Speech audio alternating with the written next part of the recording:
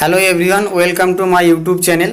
দেখো, আজকে আমার ভিডিওর বিষয়বস্তু হচ্ছে তোমাদের অগাস্ট মাসের মডেল অ্যাক্টিভিটি টাস্ক। এটা দশম শ্রেণীর, এই জন্য এটা আমি মডেল অ্যাক্টিভিটি টাস্ক 5 হিসেবে নিয়েছি। ঠিক আছে, তো এটা হচ্ছে 5 মডেল অ্যাক্টিভিটি টাস্ক 5 আছে। তো তোমরা এখানে দেখো কিছু এমসিকিউ কোশ্চেন রয়েছে। তারপরে দেখো এখানে 2 দাগে বলেছে ট্রু ফলস, সত্য মিথ্যা। তারপরে 3 দাগে বলেছে কিছু সংক্ষিপ্ত উত্তরধর্মী প্রশ্ন। তো প্রশ্নগুলো পড়ে আমি আর ভিডিওটা দীর্ঘায়িত করছি না, আমি কোশ্চেনগুলো একবার লিখেছি, তারপরে আনসারগুলো লিখেছি, সেটা তোমরা একটু ভালো করে দেখে নাও। দেখো, এটা মডেল অ্যাক্টিভিটি 5। এখানে এমসিকিউ এর ফার্স্ট এমসিকিউটা বলছে যে এক্স প্রপোর্শনাল টু ওয়াই এবং 5x ইকুয়ালস টু 3y হলে ভেদ ধ্রুবকের মান কত। ঠিক আছে, তো এখানে অপশানগুলো তো বলেছে 5, 5/3, 3 আর 3/5। তো রাইট আনসারটা আমি এখানে রেড কালারে ইউজ করে বক্স করে দিয়েছি, D is the right answer. 3/5, এই ডিটাই তোমাদের হয়ে যাবে রাইট আনসার, 3/5। ঠিক আছে, তো এটা কি করে হচ্ছে সেটা একবার তোমরা একটু বুঝে নাও। তো সেই জন্য দেখো আমি লিখেছি যে দেওয়া আছে এক্স প্রপোর্শনাল টু ওয়াই। তো এখানে প্রপোর্শনাল থেকে আমরা যদি ইকুয়ালে যেতে যাই, তাহলে কোনো একটা প্রপোর্শনাল কনস্ট্যান্ট আমাকে নিয়ে আসতে হবে। তা সেই কনস্ট্যান্টটার নামই হচ্ছে ভেদ ধ্রুবক। ঠিক আছে, এই জন্য এখানে আমি দেখো এখানে যখন এই লাইনটা থেকে কি করেছি, যখন প্রপোর্শনাল তুলে দিয়েছি তখন কে নিয়ে এসেছি ইকুয়াল দিয়ে, তাহলে কে তোমরা লিখে দেবে কে ইজ ইকুয়াল টু ভেদ ধ্রুবক। ঠিক আছে, আর তাহলে এখান থেকে তোমরা এক্স ইকুয়াল টু কি পেয়ে গেলে না কে ওয়াই, তাহলে এক্স এর ভ্যালু কি হয়ে গেল এখন কে ওয়াই। এখন দেখো তোমাদের কাছে আরেকটা যে ইকুয়েশনটা দেওয়া ছিল 5x ইকুয়ালস টু 3y। এবার এই 5x এর যে এক্স এর যে প্লেস, এইখানে তোমরা কি করবে না, এইখানে তোমরা এই যে এক্স এর যে জায়গাতে, এক্স এর জায়গাতে তোমরা কে ওয়াই বসিয়ে দেবে। ঠিক আছে, তাহলে এক্স এর জায়গাতে কে ওয়াই বসিয়ে দিলে এখান থেকে দেখো আমি যদি এবার এদিকে রাইট সাইডে একটা আমার ওয়াই আছে আর লেফট সাইডে দেখো একটা ওয়াই আছে, তাহলে আমি যদি বোথ সাইড থেকে ওয়াইটাকে তুলে দিই, আর তোমরা অবশ্যই এটা ডান দিকে সিন্স বলে লিখে দেবে যে X equals to K Y. এটা লেখার মানে এটা যেহেতু এমসিকিউ, তোমাদের লেখার কোনো দরকার নেই, তো আমি তোমাদের হ্যাবিটে রাখতে চেয়েছি যে কোনো একটা ইকুয়েশনের মধ্যে কিছুর ভ্যালু যদি বসাতে হয় তো সেগুলোকে রাইট সাইডে সিন্স বলে লিখে দেখিয়ে দিতে হয়, তাহলে একটু ভালো লাগে আর কি। তো এখানে দেখো ওয়াইটা যদি আমি তুলে দিই তাহলে 5k ইকুয়ালস টু 3 থাকে। তাই এবার এখান থেকে কে এর ভ্যালু আমি কি পেয়ে যাবো না 3/5, তাহলে 3/5 দেখো আমাদের ডি এর আনসারে ছিল, তাহলে D is the right answer. বোঝা গেছে তাহলে একের এমসিকিউটা।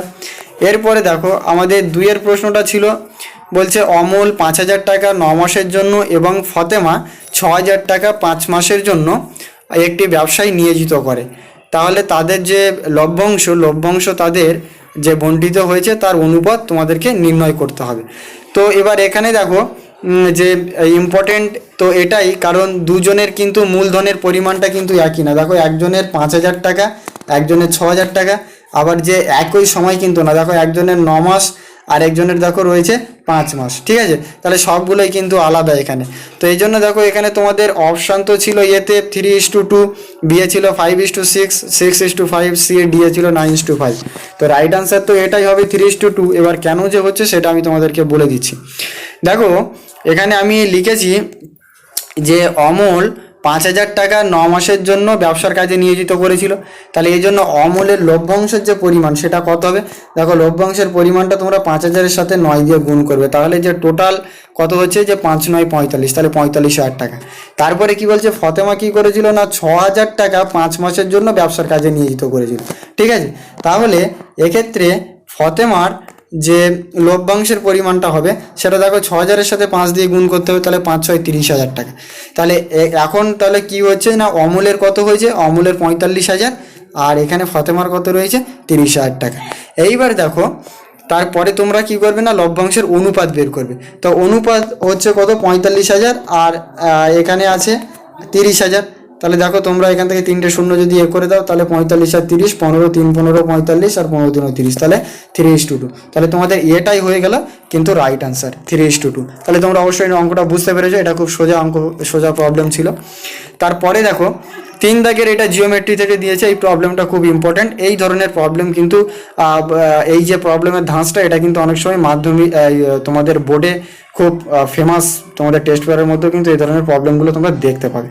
তাই বলছে ও কেন্দ্রীয় বৃত্তের বহিস্থ পি বিন্দু থেকে অঙ্কিত স্পর্শক বৃত্তকে কিউ বিন্দুতে স্পর্শ করে। মানে কথাটা শুধু ঝরঝর করে পড়ে গেলে হবে না, একটা বৃত্ত এঁকে ভালোভাবে বুঝতে হবে। তারপরে বলছে ও কিউ সমান সমান 9 সেন্টিমিটার আর পিও সমান সমান 15 সেন্টিমিটার হলে পি কিউ এর দৈর্ঘ্য কত। এবার এখানে তো B is the right answer, root under 15 square মানে 9 স্কোয়ার, এত সেন্টিমিটার স্কোয়ার, এত সেন্টিমিটার। তো এটা কি করে হচ্ছে দেখো, তো আমাকে বলেছিল ফার্স্ট একটা বৃত্ত, তা আমি দেখো এখানে এটা একটা আমি সার্কেল ড্র করলাম। তারপরে দেখো বলেছে যে এই পিটা হচ্ছে একটা বহিস্থ বিন্দু। এবার এই বহিস্থ বিন্দু থেকে যদি আমি একটা স্পর্শক অঙ্কন করি, দেখো এটা হচ্ছে আমার স্পর্শক, তো স্পর্শকটা যদি আমি অঙ্কন করি, তারপরে যদি বৃত্তের কেন্দ্র থেকে সেই স্পর্শকের উপর যদি আমি একটা রেখা যদি টানি, তাহলে দেখো যে স্পর্শকের সাথে কিন্তু ওই লাইনটা পারফেক্টলি কিন্তু 90 ডিগ্রিতে থাকে, তাহলে এক সমকোণ থাকে। এই জন্য আমি এখানে লিখে দিয়েছি যে অ্যাঙ্গেলটা হচ্ছে 90 ডিগ্রি। এবার তোমরা সবাই জানো যে 90 ডিগ্রি কোনো একটা ত্রিভুজের একটি কোণের মান যদি 90 ডিগ্রি হয়, তাহলে তাকে আমরা এক সমকোণী ত্রিভুজ বলতে পারি। তো সেই সমকোণী ত্রিভুজের ওই সমকোণের বিপরীত যে বাহুটা, এটাকে আমরা কি বলি না, এটাকে আমরা বলি যে অতিভুজ। এই জন্য এটা আর যে তার যে অন্য একটা যে থাকে যে মানে বাহুটার অন্য যে বাহুগুলো, সেগুলো তুমি এখানে দেখতে পারো যে এটা হচ্ছে তোমার লম্ব হয়ে যাবে, আর এটা তোমার কি হয়ে যাবে না ভূমি হয়ে যাবে, ভূমিটা হচ্ছে পি কিউটা। এবার তোমাকে এখানে লম্বটা ও কিউ বলে দিয়েছে, অতিভুজটা ও পি এটাও বলে দিয়েছে 15 সেন্টিমিটার। তোমাকে কিন্তু পি কিউ এর ভ্যালুটা, এই পি আর কিউ এর ভ্যালুটা কিন্তু তোমার বের করতে হবে। তো দেখো আমি এখানে লিখে যে দেওয়া আছে বলে, যেহেতু এমসিকিউ তোমরা এগুলো করতে পারো, তো এখানে দেওয়া আছে ওপি ইকুয়ালস টু দেখো 15 সেন্টিমিটার, তারপর দেখো O Q equals to 9 centimetre, আর তোমাদেরকে পি কিউ বের করতে হবে। তাহলে এটা একটা সমকোণী ত্রিভুজ। তো সমকোণী ত্রিভুজে তোমরা সকলেই জানো পিথাগোরাসের উপপাদ্য থেকে যে কিউ ও পি যদি একটি সমকোণী ত্রিভুজ হয়, তাহলে অতিভুজ স্কোয়ার ইকুয়ালস টু লম্ব স্কোয়ার প্লাস ভূমি স্কোয়ার, ঠিক আছে। তো এখানে অতিভুজটা তো ওপি, দেখো 90 ডিগ্রি কোণের বিপরীত দিকে আছে, তারপরে লম্ব হচ্ছে ও কিউ আর ভূমি হচ্ছে পি কিউ স্কোয়ার। তারপরে দেখো এইবার তোমরা ভ্যালুগুলোকে বসাবে। তো দেখো তোমাদের পি কিউ তো এখানে বের করতে হবে, সেই জন্য আমি পি কিউটাকে লেফট সাইডে নিয়ে চলে এসেছি। তাহলে এখানে অ্যারেঞ্জ করলে কী হয় যে P Q square equals to O P square minus O Q square. এবার পি কিউ তো স্কোয়ারে আছে, তাহলে অনলি আমাকে বের করতে হবে তো পি কিউ। তাহলে পি কিউ ইকুয়ালস টু আমি কী লিখতে পারি না, পি কিউ ইকুয়ালস টু আমি লিখতে পারি যে root under O P square minus O Q square. এবার ওপি এর ভ্যালু কত ছিল 15, তাহলে 15 স্কোয়ার, আর ও কিউ এর ভ্যালু কত ছিল 9, তাহলে 9 স্কোয়ার। এই জন্য এখান থেকে তোমার আনসারটা হয়ে যাবে B is the right answer, যে root under 15 square minus 9 square এত সেন্টিমিটার, ঠিক আছে। এবার তার পরেরটা দেখো, পরের 4 নম্বরে যে এমসিকিউটা বলেছে দুটি নিরেট গোলকের বক্রতলের ক্ষেত্রফলের অনুপাত, ঠিক আছে। বক্রতলের ক্ষেত্রফলের অনুপাত বলে দিয়েছে 25:16 হলে তাদের আয়তনের অনুপাত কত বের করতে বলেছে। তাহলে তোমাদের এখানে কিন্তু দুটো ফর্মুলা খুব কাজে লাগবে, যে বক্রতলের ক্ষেত্রফল নির্ণয়ের ফর্মুলা কি আর আয়তন নির্ণয়ের ফর্মুলা কি। এবার এখান থেকে তো রাইট আনসারটা তো ডি হয়ে যাচ্ছে। এবার কেন হচ্ছে আমি তোমাদেরকে সেই এটা করে তোমরা এরকমভাবে লিখতে পারো যে মনে করি গোলকের প্রথম গোলকের ব্যাসার্ধ হচ্ছে R1, দ্বিতীয় গোলকের ব্যাসার্ধ হচ্ছে R2 একক। তাহলে তোমরা প্রশ্ন অনুসারে কি বলতে পারো, তোমাদেরকে বলেছিল যে বক্রতলের ক্ষেত্রফল এর অনুপাতটা তোমাদের 25:16 দেওয়া আছে। তা তোমরা ফর্মুলা জানো সকলে, 4 পাই আর স্কোয়ার। তো এখানে আর স্কোয়ার তোমরা লিখতে পারবো না, দুটো রয়েছে মানে একটা R1 স্কোয়ার একটা R2 স্কোয়ার। এই জন্য আমি এই লাইনটা লিখেছি 4 pi R1 square is to 4 pi R2 square, ঠিক আছে। এবার এটাকে দেখো ইস টু মানে তো তোমরা সকলে জানো ভাগ, সেটা আমি পরের লাইন আবার রিপিট করে 4 পাই কেটে দিয়েছি। তারপরে দেখো R1 square R2 square equals two 25/16 থাকে, সেটা থেকে যদি তুমি R1/R2 করো তাহলে রুট আন্ডার 25/16 আসে। তো এখান থেকে তাহলে তুমি কি সিম্পলিফাই করতে পারো না, 5 × 5 মানে 25 আর 4 × 4 মানে 16। তাহলে রুটের মধ্যে থেকে অনলি শুধু তোমার কি বেরিয়ে আসবে না 5/4। তাহলে R1 আর R2 কিন্তু এখান থেকে তুমি পেয়ে গেলে, এটা কিন্তু R1/R2 এর ভ্যালু 5/4। কিন্তু এটা কিন্তু তোমার আনসারে বলেনি যে তোমার ব্যাসার্ধের অনুপাত বের করতে হবে, তোমাকে বলেছে আয়তনের অনুপাত বের করতে হবে। তাহলে তোমাকে এই জন্য এবার আয়তনের ফর্মুলাটা কি, আয়তনের ফর্মুলা ছিল 4/3 পাই আর কিউ। এবার এখানে তো দুটো আর আছে R1 আর কিউ, তাহলে তার রেশিও বের করতে হবে। এই জন্য তো আমি এখানে লিখেছি 4/3 pi R1 to the power cube is to 4/3 pi R2 to the power cube. এবার এটাকে দেখো তোমরা করতে পারো, ইস টু মানে তোমরা এখানে ভাগ হিসেবে লিখতে পারো। তারপর এখানে 4/3 পাই কেটে যাবে। এবারে R1 এখানে দেখো R1/R2 two the power cube, এখানে তোমরা R1/R2 এর ভ্যালু জানো 5/4, তো 5/4 তোমরা বসিয়ে দিলে। তাহলে এই 5 কে 3 টাইমস মাল্টিপ্লাই করতে হবে, তার মানে 5 multiplied with 5 means 25 and 25 multiplied with 5 means 125, and similarly 3 times multiplication of 4 into 4 16, 16 into 4 মানে 64, তাহলে তোমাদের আনসার হয়ে যাচ্ছে 125:64। এই জন্য তোমাদের এই অপশনটা কোথায় ছিল, তোমাদের এই অপশনটা ছিল ডিতে, এই জন্য D is the right answer. ঠিক আছে, তারপরে তোমাদের 2 নম্বরে ছিল যে সত্য মিথ্যা লেখো ট্রু ফলস।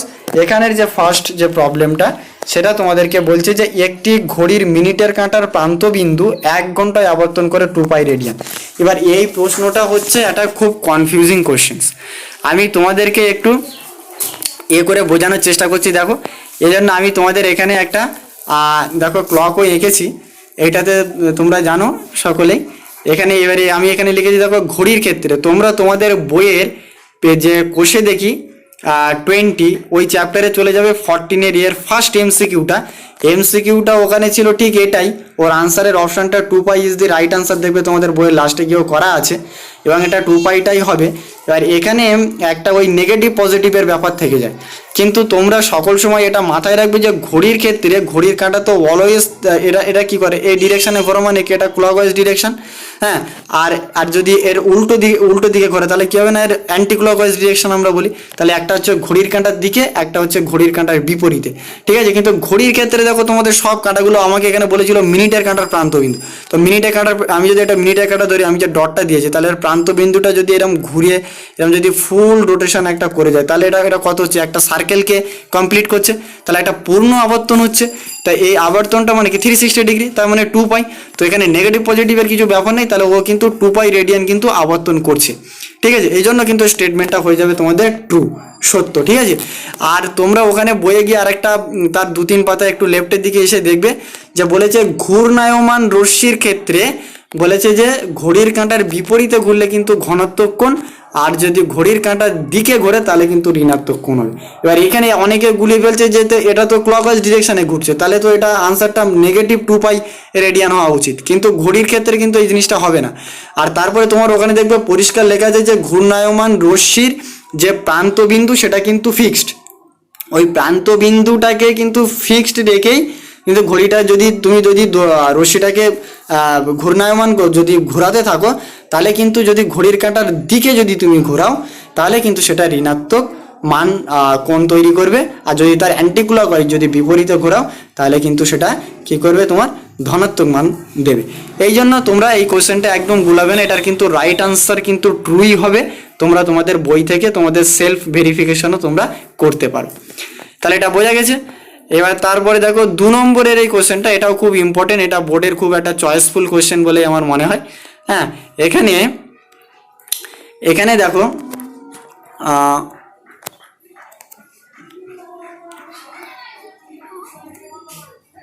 এখানে দেখো যে বলেছে ত্রিভুজ এবিসি এর বিসি বাহুর উপর ডি এমন একটি বিন্দু যেটা হচ্ছে এডি পারপেন্ডিকুলার টু বিসি, এটা খুব ইম্পর্টেন্ট। তারপরে সুতরাং কি বলছে যে ত্রিভুজ এ বিডি সর্বসম ত্রিভুজ সি এডি। ঠিক আছে, তাহলে বলছে যে এটা যদি হয় তাহলে এই ত্রিভুজ দুটো সর্বসম হবে। এবার এটা কিন্তু স্টেটমেন্টটা ফলস। আর অনেকে আমি এখানে 2টো ডায়াগ্রাম এঁকেছি তোমাদের একটু বোঝানোর সুবিধার্থে, কারণ অনেকে আমি যদি দেখো তোমাদেরকে এই ফিগারটার কথা যদি পার্টিকুলারলি বলি তাহলে তোমরা অনেকেই ভাববে মনে হয় ত্রিভুজ দুটো সর্বসম হয়ে গেছে। হ্যাঁ, তোমাদের কন্ডিশন কী ছিল, বলেছিল যে এ বি সি একটা ত্রিভুজ, হ্যাঁ, যার কি বলছে যে বিসি বাহুর উপরে যে ডি এমন একটি বিন্দু যে ওই ডি বিন্দুটা কি না পারপেন্ডিকুলার, ওই যে এডিটা যে এডি পারপেন্ডিকুলার টু কিন্তু বিসি, যে বিসির উপর কিন্তু এডিটা লম্বভাবে দণ্ডায়মান হয়ে আছে। তো এখানে দেখো তাহলে তোমাদের যে এই যে ত্রিভুজটা মানে যে এই যে গোটা ত্রিভুজটা মানে এ ডি বি, আর এদিকে যারা আছে এ ডি সি, এই দুটো ত্রিভুজ সর্বসম, তোমাদেরকে দেখেই মনে হচ্ছে যে এরা মনে হয় সর্বসম হতে পারে, কিন্তু আমি সেইটার ভুলটা ভাঙানোর জন্য লেফটে আরেকটা কিন্তু ত্রিভুজ এখানে তোমাদেরকে এঁকেছি। দেখো এখানে যদি আমি ত্রিভুজটা যদি এইরকম না এঁকে যদি এইরকম স্ট্রাকচারে আঁকি তাও দেখো তোমার এই উপরের কন্ডিশনটা হোল্ড করে যাচ্ছে। দেখো এ বি সি একটা ত্রিভুজ, যার বিসি বাহুর ওপর ডি এমন একটা বিন্দু যেটা দণ্ডায়মান হয়েছে, তাহলে এডি পারপেন্ডিকুলার টু বিসি, দেখো এখানে পারপেন্ডিকুলার। কিন্তু তুমি এবার এটাকে জাস্টিফাই করে দেখো, তোমার লেফটে যে ত্রিভুজটা আছে এ বি ডি, আর রাইটে যে ত্রিভুজটা আছে এই যে ত্রিভুজটা এ ডি সি, এই ত্রিভুজ দুটো কি তুমি চোখে দেখে মানে তোমার একটা আই অবজারভেশন তোমার কি বলছে এটা কি সর্বসম হতে পারে? এটা কিন্তু সর্বসম নয়। এই জন্য তুমি সকল সময় যে এটা পারফেক্টলি যে পারপেন্ডিকুলার হলে যে যে দুটো ত্রিভুজ হবে সেই দুটো ত্রিভুজ সর্বসম হবে, এটা কিন্তু ঠিক নয়।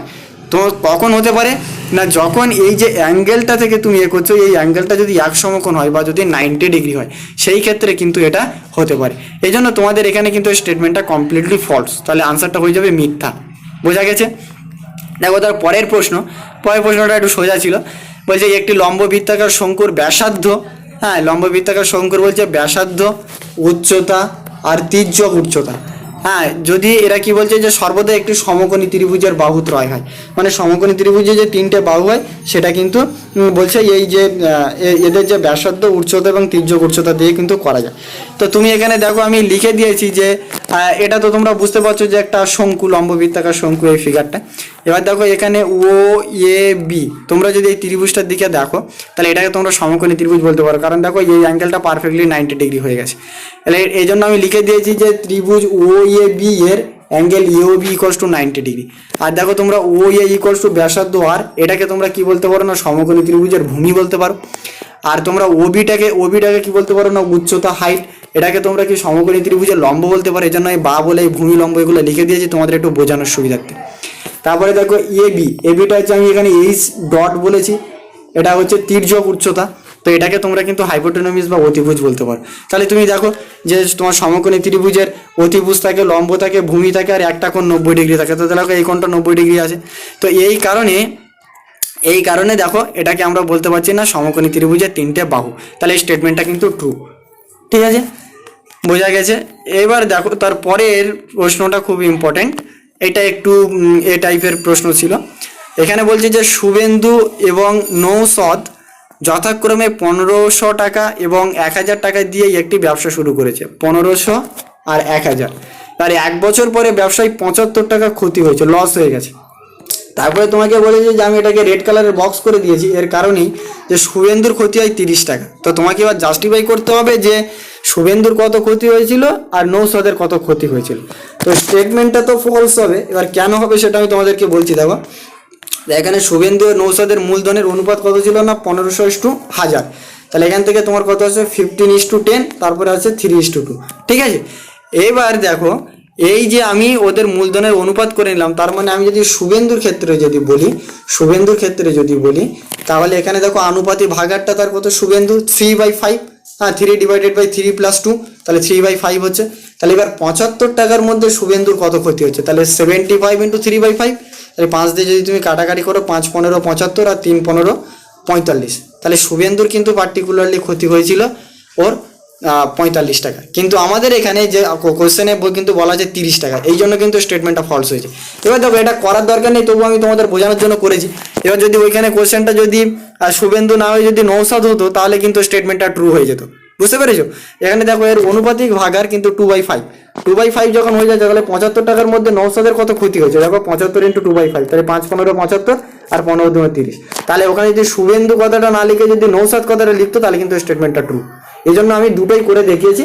হ্যাঁ, তোমরা একটু নিজেদের মতন করে ভালো করে অঙ্কগুলোকে তৈরি করে নেবে বুঝে।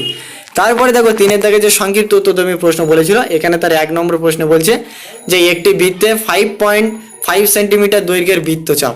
তাহলে দেখো এই যে 5.5 সেন্টিমিটার এইটা কার লেন্থ, বৃত্তচাপের দৈর্ঘ্য।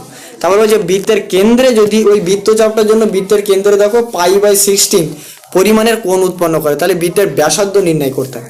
তো আমি এখানে তোমাদের এইদিকে একটা রাইট সাইডে একটা বৃত্ত এঁকেছি। দেখো এই বৃত্তটার কেন্দ্রের নাম দিয়েছি ও, আর এখানে দেখো ইয়ে থেকে এখানে আমি বৃত্তচাপ একটা নিতে পারি। দেখো ইয়ে থেকে বি, এটা একটা বৃত্তচাপ। ঠিক আছে, এটার আমি নাম দিয়েছি পি। আর এই বৃত্তচাপটা যে বৃত্তের কেন্দ্রে যে কোণ উৎপন্ন করছে তাকে আমি বলছি থিটা। ঠিক আছে, এবার দেখো আমি এখানে তোমাদেরকে লিখে দিয়েছি যে কী কী দেওয়া আছে না, বৃত্তচাপ P = 5.5 সেন্টিমিটার, আর প্রদত্ত বৃত্তচাপ বৃত্তের কেন্দ্রে কোণ উৎপন্ন করে সেটাকে থিটা। তোমাদের এটাও দেওয়া আছে π/16 কোশ্চেনে। এবার আমি এখানে ধরে নিয়েছি যে বৃত্তের ব্যাসার্ধ কিন্তু 8 সেন্টিমিটার। ঠিক আছে। এইবার আমি তোমাদেরকে বলবো, তোমাদেরকে একটা ইম্পর্টেন্ট ফর্মুলা সম্পর্কে বলবো। এবার যদি কোনো এরকম যদি কোথাও যদি কোনো প্রবলেমে এসে যায়, দেখো বৃত্ত চাপ দেওয়া আছে, হ্যাঁ বৃত্তে কত কেন্দ্রে কত কোণ উৎপন্ন করেছে, তারপরে ব্যাসার্ধ বের করতে হবে, তোমরা কিন্তু সোজা ফর্মুলাটা ইউজ করবে যে বৃত্ত চাপ ইকুয়ালস টু কি হতে পারে, যে বৃত্তের রেডিয়াস গুণ বৃত্তের কেন্দ্রে যে কেন্দ্রীয় কোণটা উৎপন্ন হয় তার সাথে কিন্তু বৃত্তচাপটা সমান হয়। তাহলে এখানে দেখো তুমি পি এর ভ্যালু জানো 5.5, হ্যাঁ আর এর ভ্যালু তো তোমাকে বের করতে হবে, থিটা তোমাকে বলে দিয়েছে π/16। এবার এখান থেকে তুমি সিম্পলিফাই করে নাও, 5.5 ইকুয়ালস টু পাই ইন্টু পাইয়ের এই যে আর ইন্টু পাইয়ের ভ্যালু তুমি 22/7 বসিয়ে দাও, তো 22/7 ইন্টু 16। তারপরে তুমি কি করবে না, এখানে ক্রস মাল্টিপ্লিকেশন করবে। ক্রস মাল্টিপ্লিকেশন করলে দেখো তোমার এখানে 22 আর আসছে, যেহেতু আরটাকে তুমি লেফটে নিয়ে আসবে, আর এর ভ্যালু বের করতে হবে। তাহলে এখানে দেখো 7 ইন্টু 16 ইন্টু 5.5। তাহলে পরে যদি তুমি আর ক্যালকুলেট করতে যাও, তাহলে আর ইকুয়ালস টু তোমার হয়ে যাচ্ছে 7 ইন্টু সরি একটু প্রবলেম হলো এটাই, দেখো তাহলে এখানে আর ইকুয়ালস টু তোমার হয়ে যাচ্ছে যে 7 into 16 into 55 divided by 22 into 10। ঠিক আছে। এবার দেখো এখানে তুমি কাটাকাটি করবে, যে 5 দিয়ে যদি এটাকে কাটো তাহলে 5 দুনো 10 আর 5 11 55, ঠিক আছে। আর 11 দিয়ে 11 দুনো 22, আর এখান থেকে দেখো 2 যদি তুমি কাটো 8 দুনো 16, আবার 2 দিয়ে কাটলে 4, তাহলে 4 7 28। তাহলে আর ইকুয়ালস টু কত হচ্ছে না 28 centimetre. This one is the answer. তোমাদেরকে বের করতে বলেছিল, তাহলে নির্ণয় বৃত্তের ব্যাসার্ধের দৈর্ঘ্য কত হয়ে গেল না 28 সেন্টিমিটার হয়ে গেল। ঠিক আছে। এইবার দেখো তার 2 এর অঙ্কটা, এগুলো কিন্তু সংক্ষিপ্ত উত্তরজমির মধ্যে বলেছে, তোমরা কিন্তু বেশি লেন্থি প্রসেস ইউজ করবে না, তাহলে কিন্তু এক্সামিনার একটু বোরিং ফিল করতে পারে। তোমরা এরকম ফর্মুলা ইউজ করবে, ট্রিক্স ইউজ করবে, যেগুলোতে মানে টু দ্য পয়েন্ট আনসার হয়। তারপরে দেখো বলছে একটি লম্ববৃত্তাকার শঙ্কুর উচ্চতা, লম্ববৃত্তাকার শঙ্কুর উচ্চতা বলে দিয়েছে 12 সেন্টিমিটার এবং আয়তন বলে দিয়েছে 100 পাই ঘন সেন্টিমিটার হলে শঙ্কুটির ব্যাসার্ধের দৈর্ঘ্য কত সেন্টিমিটার হবে তা নির্ণয় করতে হবে। ঠিক আছে। তো দেখো তোমার এখানে দেওয়া আছে, আমি এই ফরম্যাটে অঙ্ক করতে খুব ভালোবাসি এবং এটা স্ট্যান্ডার্ড একটা ফরম্যাট, যে দেওয়া আছে কি আর কি ধরতে হবে সেটা তোমাদের একটু লিখে নিলে সুবিধা হয়। তাহলে দেখো বলা আছে লম্ববৃত্তাকার শঙ্কুর উচ্চতা হচ্ছে h ইকুয়ালস টু 12 সেন্টিমিটার, আর আমি ধরে নিয়েছি ব্যাসার্ধ ইকুয়ালস টু 8 সেন্টিমিটার, কারণ এটা বের করতে হবে। তারপরে দেখো তোমরা আয়তনের ফর্মুলা তো সকলেই জানো, যে 1/3 ইন্টু পাই আর স্কোয়ার ইন্টু এইচ ঘন সেন্টিমিটার। ঠিক আছে। এবার এখানে এইচ এর ভ্যালুটা তোমার দেওয়া আছে, তাহলে এইচ ইকুয়ালস টু 12 এটা তুমি বসিয়ে দিলে, যদি ক্যালকুলেশন করো তাহলে 3 দিয়ে কাটাকাটি যাবে, 3 4 12, তাহলে এখানে হচ্ছে 4 পাই আর স্কোয়ার এত ঘন সেন্টিমিটার। ঠিক আছে। এইবার তোমার শর্তানুসারে কি বলা ছিল না, এইখানে যে তুমি আয়তনটা পেয়েছো সেই আয়তন আর ওখানে একটা আয়তন দেওয়া ছিল, তাহলে দেখো এই যে 4 পাই আর স্কোয়ার এই যে ঘন সেন্টিমিটার তুমি ফর্মুলা থেকে পেয়েছো, আর তোমার ওখানে একটা প্রশ্নে এই আয়তনটা দেওয়া ছিল, তাহলে এই দুটো আয়তন ইকুয়াল হবে।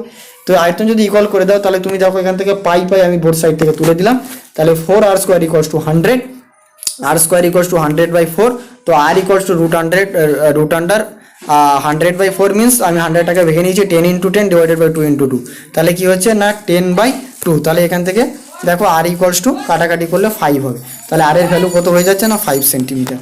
তোমরা বুঝতে পারলে এটা খুব সোজা একটা অঙ্ক ছিল। তাহলে নির্ণয় লম্ববৃত্তাকার শঙ্কুর ব্যাসার্ধের দৈর্ঘ্য কিন্তু 5 সেন্টিমিটার। দেখো পরের অঙ্কটা তোমাদেরকে বলার আগে আমি একটা ইম্পর্টেন্ট কথা বলবো, এটার কিন্তু একটা কমপ্লিট পিডিএফ তোমরা পেয়ে যাবে, সেটা আমার এই ভিডিওর ডেসক্রিপশানে একটা লিঙ্ক থাকবে, সেই লিঙ্ক থেকে কিন্তু তোমরা সকলে ডাউনলোড করে নিতে পারবে। এবং অবশ্যই তোমাদের ভিডিওটা ভালো লাগলে তোমরা লাইক করে দিও, বন্ধুদের সাথে শেয়ার করো, কোথাও বুঝতে না পারলে আমাকে কমেন্টে জানাইও। আর যদি তুমি চ্যানেলে নতুন হয়ে থাকো বা চ্যানেলকে ফলো করছো কিন্তু এখনও সাবস্ক্রাইব করোনি, তাহলে তুমি প্লিজ সাবস্ক্রাইব করে নিও, এবং শুধু সাবস্ক্রাইব করে রেখো না, তার পাশে থাকা বেল আইকনটা প্রেস করে ওয়াল নোটিফিকেশান অন করে রেখো, তাহলে তুমি সমস্ত ভিডিওর নোটিফিকেশান কিন্তু পেয়ে যাবে।